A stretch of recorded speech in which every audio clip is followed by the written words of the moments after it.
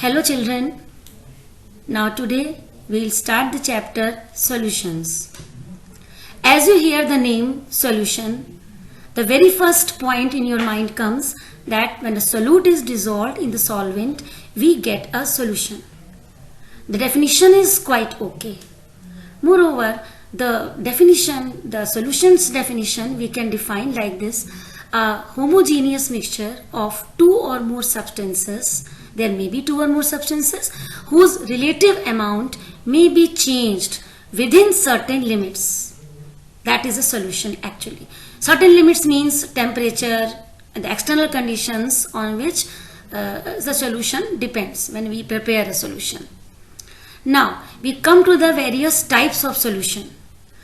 Actually there are various types of solution depending upon the criteria what we are selecting. You must have heard about the binary solution, like two solute and solvent, one is solute, one is solvent, saturated, unsaturated depending upon the amount of solute present, dilute solution and concentrated solution depending upon the amount of water present. So now we are just discussing only the solution which depend upon the physical states of solute and solvent, just physical state. On this part we have solid in liquid, solid in solid, liquid in liquid and gas in liquid.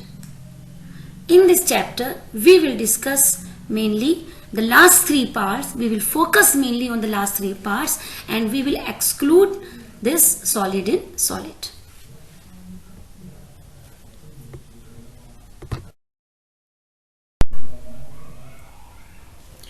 Now children, when we talk about the solution, the very first point which comes in the mind, that is the solubility.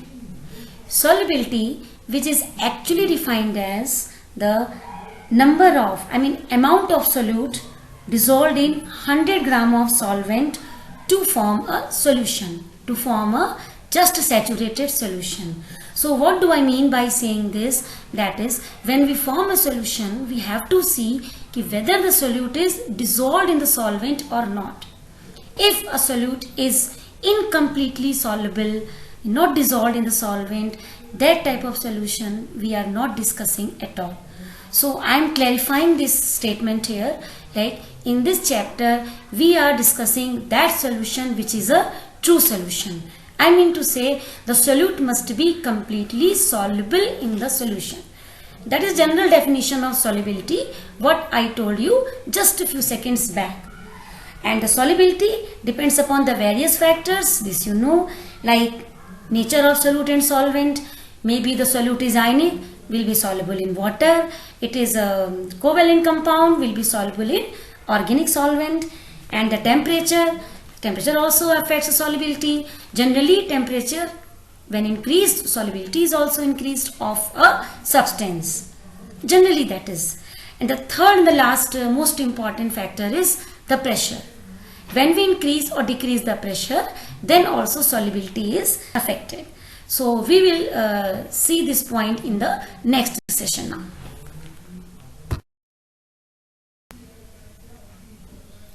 Children, now we will see what is the role of effect of pressure on the solubility of a gas in liquid. Are you understanding my point? We are going to discuss now effect of pressure on solubility of a gas in liquid. That means if we have to dissolve a gas in a particular solvent, then what will be the effect of pressure on this dissolution? There must be a point in your mind this time why we are not considering a solid dissolved in liquid for effect of pressure or liquid dissolved in liquid for this effect of pressure. We are not considering that. Why? Because whenever we have to dissolve a gas in liquid, since the gas molecules can be pressurized, so that's why we consider only gas molecules in liquid. Moreover, liquids, only liquid I am talking about, liquid and solids, they are actually highly incompressible. So that's why practically the pressure has no role on this one. So that's why we will discuss only the effect of pressure on the solubility of a gas in liquid. So this is in accordance with the Henry's law. You can see at constant temperature, the solubility of a gas in a liquid is directly proportional to the pressure of the gas. This means, you are understanding, if temperature is a constant, why we are making temperature constant? Because temperature actually also plays role on dissolution. So we have to maintain the temperature when we have to see the effect of pressure. So at constant temperature, the solubility means if we have to dissolve a gas in a liquid, so that the solubility of a gas is directly proportional to pressure. Whatever is the pressure, more is the pressure, the gas molecules more and more will be dissolved. So this is the one definition. Now, the second definition, what I have mentioned here, that is actually in accordance with the first one. As we are dissolving a gas in the liquid, that means the gas molecules, their mole fraction will be slowly increased in the solution.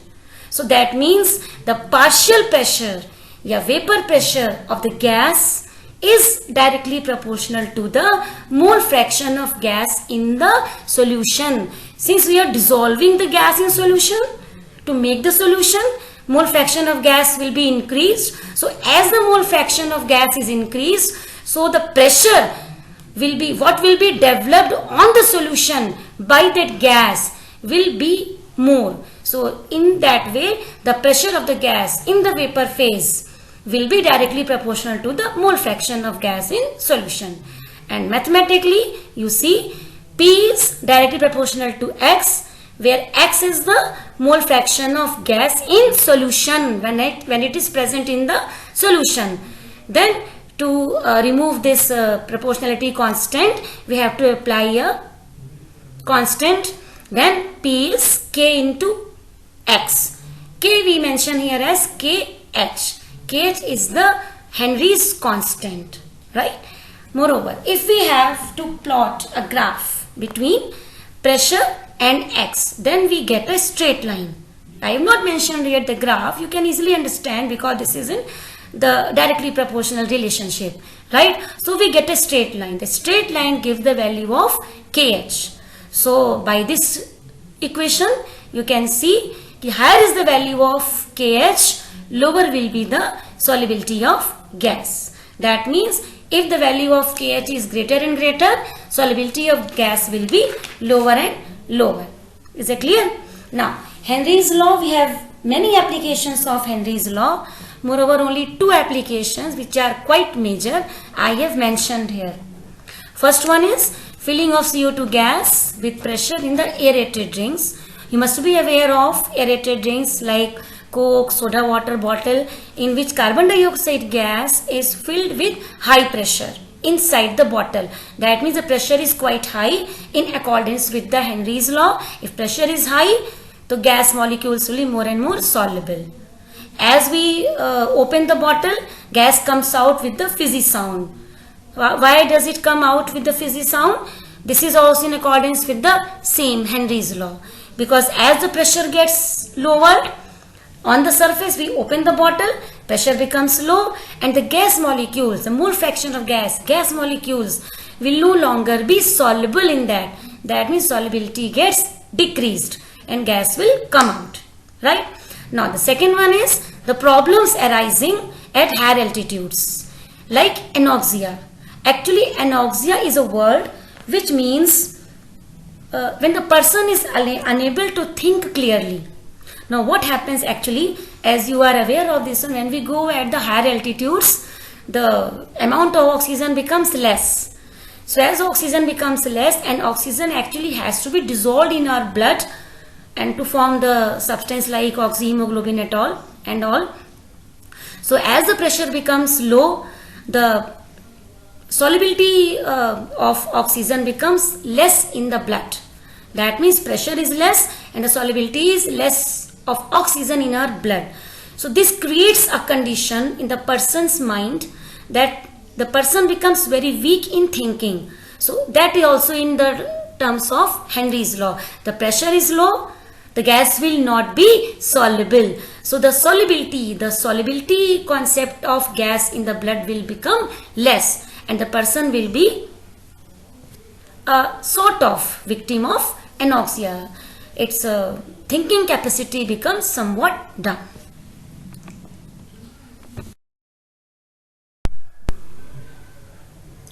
After Henry's law, now you will study about the vapor pressure of a particular liquid. Now you can see in these two diagrams, two containers are there. One is an open container, another one is a closed container, written as open system and closed system respectively. Now you can see in both the containers some liquid is kept. In the open system, you can easily see upward arrow indicates evaporation. Downward arrow indicates condensation. In both the containers, you can see evaporation and condensation process both are occurring. You have studied this in class 11th that whenever a liquid is kept in the open container, as a liquid molecules, evaporation occurs. The gas molecules, what they are formed in the form of vapors, they will escape to the atmosphere. Moreover, when the container is closed, then there will be molecules which will evaporate, as well as after some time molecules will condense also. That means in the open system, the rate of evaporation is too faster than the condensation. Too faster. But in the closed system, actually initially there will be the molecules only which are evaporating. But after some time, what will happen? The molecules will condense also. After a certain time interval, the rate of evaporation somewhat will decrease and rate of condensation will increase. There will be a time at which the rate of evaporation will be exactly equal to the rate of condensation. This is the point. This is at this particular time, at this particular temperature, when these two rates are equal, then the pressure exerted by the vapor will be considered as the vapor pressure whenever the vapors are in equilibrium with the solution. So hence this vapor pressure of a liquid is defined as the pressure exerted by the vapors over the liquid whenever the liquid is in the state of equilibrium. That means the vapors actually they are in the state of equilibrium. Equilibrium state means what? Rate of evaporation is equal to rate of condensation, but it should be at a particular temperature. Why at a particular temperature? Because you can see in the factors affecting vapor pressure, the one of the factors is the temperature. Temperature plays a very important role in forming the vapors. As the temperature is increased, the rate of evaporation is increased. So whenever we have to consider the vapor pressure, or it is also called as equilibrium vapor pressure, it is always mentioned at a particular temperature, which is affected by the mainly two things, that is the nature of liquid, what type of liquid we are having. If a liquid in which the molecules have strong intermolecular force of attraction, obviously since the force of attraction is strong, so then the molecules will have less evaporating tendency. So rate of evaporation will be less, condensation will be less, so at that liquid will be having lesser vapor pressure, and vice versa. Vice versa means the liquid in which the molecules of liquid, they have weak forces of attraction, intermolecular force of attraction, so they will have more and more tendency to escape. That means evaporation rate will be higher, condensation will be higher. So obviously the pressure will be more and more. So nature of liquid and temperature also, as I told you just a few minutes back, कि vapor pressure of a liquid also increases with the increase in temperature, because as the temperature is increased, generally for a liquid the tendency of molecules to evaporate will be increased. So vapor pressure is also increased.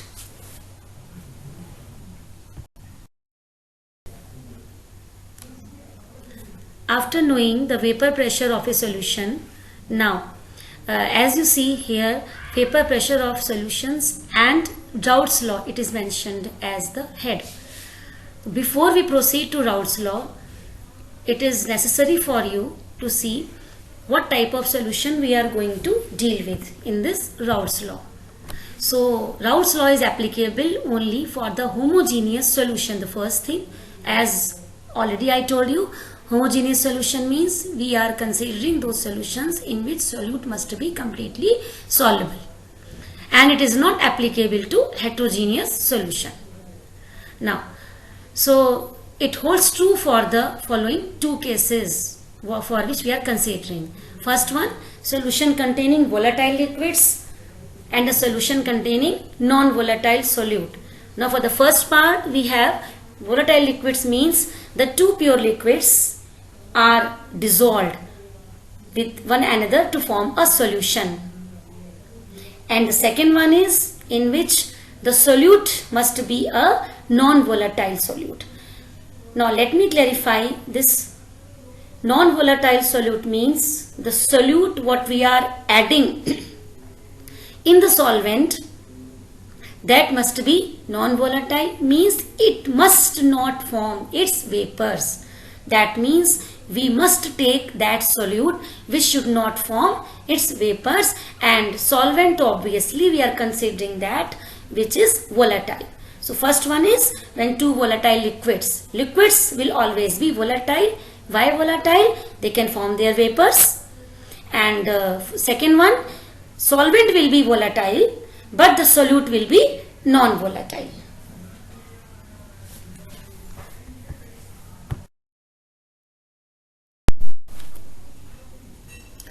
Now, as I told you, the two conditions we are taking one by one them.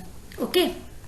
Just before this, children, you take this point into consideration, that is, whenever I talk about pure liquid means just one type of liquid. And when I talk about the solution means liquid is not pure, that is a mixture. That means solute and solvent both are present. So for the first condition what we are considering, like for solution containing volatile liquids, means two volatile liquids, they are dissolved with one another to form a solution. When we mix the two liquids, they form a solution. When they are separated, they will be considered as separately liquids. But as we mix them, that will form a solution of volatile liquids. So the Raoult's law for the volatile liquids is what? Now, for a solution of volatile liquids, the partial pressure of each component in the solution at a particular temperature is directly proportional to its mole fraction. Actually, this is in accordance with Henry's law. Now, let me clarify in simple words. When we mix two volatile liquids at a particular temperature to form a solution, remember the solution is of volatile liquids, two liquids which are volatile. So both the liquids, they will form at that particular temperature their own vapor pressure, because both of them, they will be forming their vapors, and there will be an equilibrium when the vapor pressure of both the liquid components, they will develop. So each component, what I have mentioned here, the partial pressure of each component in the solution will be different depending upon the liquids taken. So that means when both the liquids, when we are mixing to form a solution, So each liquid will have its own vapor pressure at that temperature. So that vapor pressure is directly proportional to its mole fraction in the solution. So P is directly proportional to X, and when we remove the proportionality sign, then P will be equal to P naught into X, where P, as you know, is the partial vapor pressure of that component in the solution at a temperature, and X is the mole fraction of that particular component in the solution, and P naught is actually the vapor pressure of same component at that particular temperature when it is in its pure state. Because in pure state also it will be having its vapor pressure, but when we mix it with another liquid to form a solution, so that time its partial vapor pressure will be different. Is that clear? That will not be same, because that is a solution. In a solution, whenever a component it's forming its vapors, the vapor pressure is getting formed, that will always be different from the vapor pressure of the same component when it is present in the pure form at same temperature, right? So since we are having two volatile liquids, both will form their vapors and they will constitute their own vapors. So let's consider for a binary solution. Binary solution means a solution of only two volatile liquids, suppose A and B. The partial vapor pressures of both will be formed. The pressure of A is, partial pressure of A is PA. So PA will be equal to PA naught into XA, and PB will be PB naught into XB. The total vapor pressure now will be in accordance with the, as you have studied in class 11th. Okay, moreover, that is the total vapor pressure of the solution whenever the two volatile liquids are taken at a particular temperature will be equal to the sum of the partial pressure of both the components at particular temperature. This is also the another form of Raoult's law, right? Whenever two volatile liquids are dissolved with one another to form a solution. So this is the mathematical statement: P is equal to PA plus PB, which will be used in calculations when you are solving the numericals. You must know PA and PB and how PA and PB can be calculated. This is mentioned over here. PA is equal to, once again you see, PA is equal to PA naught into XA, PB is equal to PB naught into XB.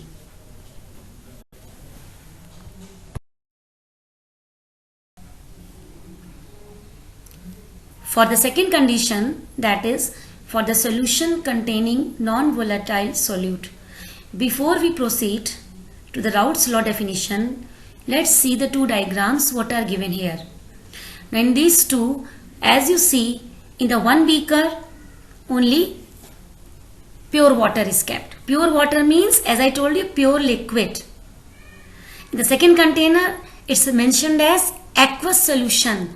Aqueous solution means the pure water is not present alone. Water is present with some solute particles. That means this is a solution. That means in the first beaker, that is the pure liquid, and in the second beaker, that is the solution in which non-volatile solute is dissolved in the solvent, in the pure liquid water, to make a solution.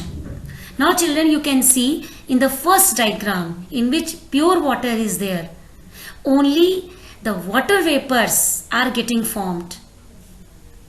Pure water, only pure water is present, so the water vapors are getting formed.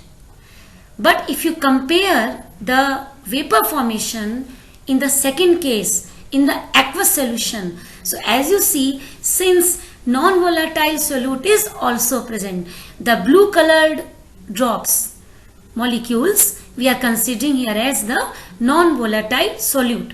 Now, as you know, the evaporation is the surface phenomena. So, from the surface, since only the pure liquid molecule will be forming their vapors, because the solute particles we have taken as non-volatile. Non-volatile means the solute particles are not forming their vapors. So vapor formation will be lesser here. Why? Because on the surface we have some hindrance present. Hindrance means due to the non-volatile solute particles. They are also present. The vapor formation will be lesser here. So lesser vapor pressure will be here. Is that clear? So I mean to say, when we have a solution in which non-volatile solute is present, so vapor formation will be less here. Is that clear? So why that is less? Because only solvent molecule will form its vapors, and this is the Raoult's law. Now let me read the statement. Now see, the vapor pressure of a solution containing a non-volatile solute at a particular temperature is directly proportional to the mole fraction of solvent in the solution. Is that clear? We are not mentioning here as the mole fraction of liquid or mole fraction of solute. We are mentioning only as a mole fraction of solvent, that means a liquid. Why? Because non-volatile solute is present and that is not forming its vapors. So when a solution is present, so there is no contribution of solute particles in the formation of vapors. Why? Because the solute particle is non-volatile, and this is the most important condition.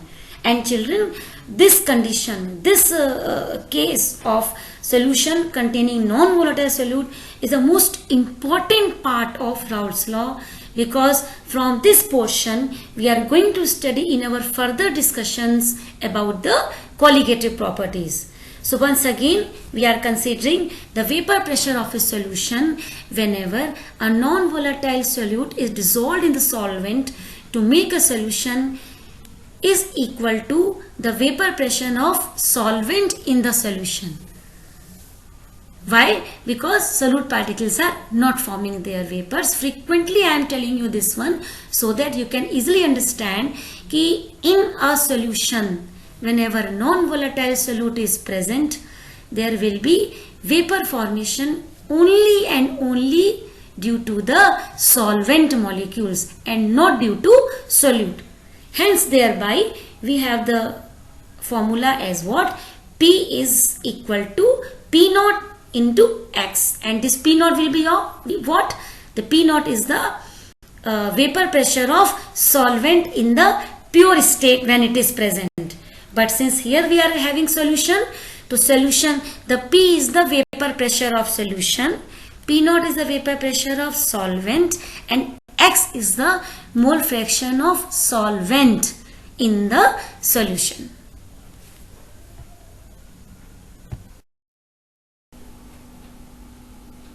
Now, it is clear that when a non-volatile solute is dissolved in the solvent to get a solution, then the vapor pressure of such solution is directly proportional to the mole fraction of solvent, not upon the mole fraction of solute.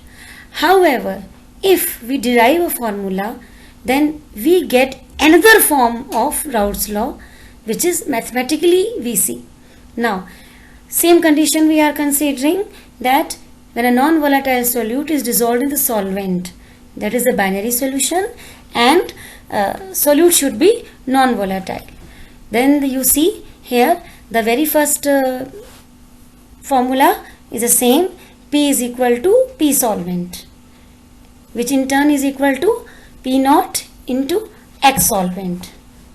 Then the second line indicates, as we know, the sum of mole fraction of solute and solvent is always equal to 1.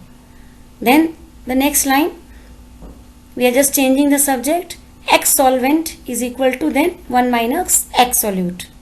Now if we put this value of mole fraction of solvent, this in the equation number 1, then we get the expression P is equal to P naught into 1 minus X solute, because at the place of solvent we are just considering the value as 1 minus x solute.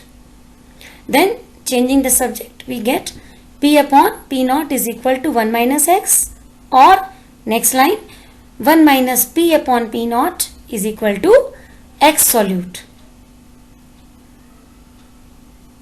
Now the final expression becomes P naught minus P upon P naught is equal to x solute.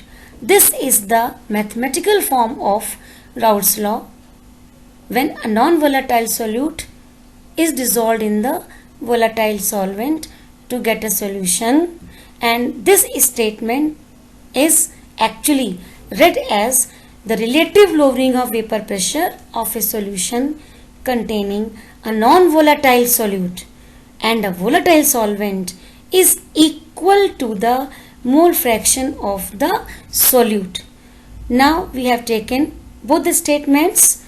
The just previous one, what we have taken few minutes back, that was in the terms of mole fraction of solute, mole fraction of solvent, and this is in the terms of mole fraction of solute. You can compare both the statements, and both the statements, they belong to the condition is same, that is the non-volatile solute and the volatile solvent. But here we have the relative lowering of vapor pressure, because the vapor pressure of solution gets lowered, and the solution when we are having like this one, so then the relative lowering is always equal to the mole fraction of solute. However, if you read only the term P naught minus P, this is considered as the lowering of vapor pressure of a solution, and P naught minus P upon P naught, that means when we compare the lowering of vapor pressure with the vapor pressure of pure solvent, so then it is considered as the relative lowering of vapor pressure of the solution. So now we have both the statements, we can compare this one, and in the next session we will be doing some numericals based upon this one, and we will continue the same topic.